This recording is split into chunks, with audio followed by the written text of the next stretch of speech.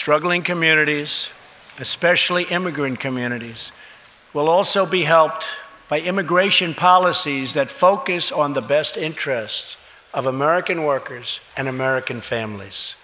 For decades, open borders have allowed drugs and gangs to pour into our most vulnerable communities. They've allowed millions of low-wage workers to compete for jobs and wages against the poorest Americans. Most tragically, they have caused the loss of many innocent lives. Here tonight are two fathers and two mothers, Evelyn Rodriguez, Freddie Cuevas, Elizabeth Alvarado, and Robert Mickens. Their two teenage daughters, Kayla Cuevas and Nisa Mickens, were close friends on Long Island.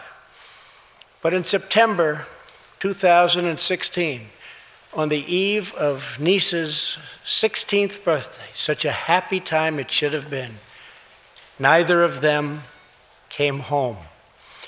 These two precious girls were brutally murdered while walking together in their hometown. 6 members of the savage MS-13 gang have been charged with Kayla and Nisa's murders. Many of these gang members took advantage of glaring loopholes in our laws to enter the country as illegal, unaccompanied, alien minors and wound up in Kayla and Nisa's high school. Evelyn, Elizabeth, Freddie, and Robert, tonight everyone in this chamber is praying for you. Everyone in America is grieving for you. Please stand. Thank you very much.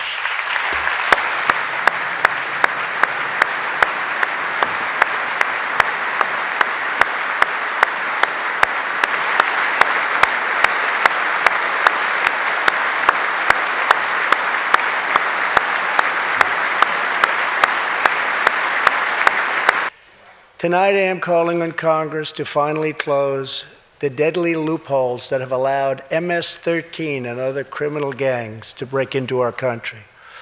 We have proposed new legislation that will fix our immigration laws and support our ICE and Border Patrol agents. These are great people. These are great, great people that work so hard in the midst of such danger so that this can never happen again. We are proud that we do more than any other country anywhere in the world to help the needy, the struggling, and the underprivileged all over the world. But as President of the United States, my highest loyalty, my greatest compassion, my constant concern is for America's children, America's struggling workers, and America's forgotten communities. I want our youth to grow up to achieve great things. I want our poor to have their chance to rise. So tonight I am extending an open hand to work with members of both parties, Democrats and Republicans, to protect our citizens of every background, color, religion, and creed.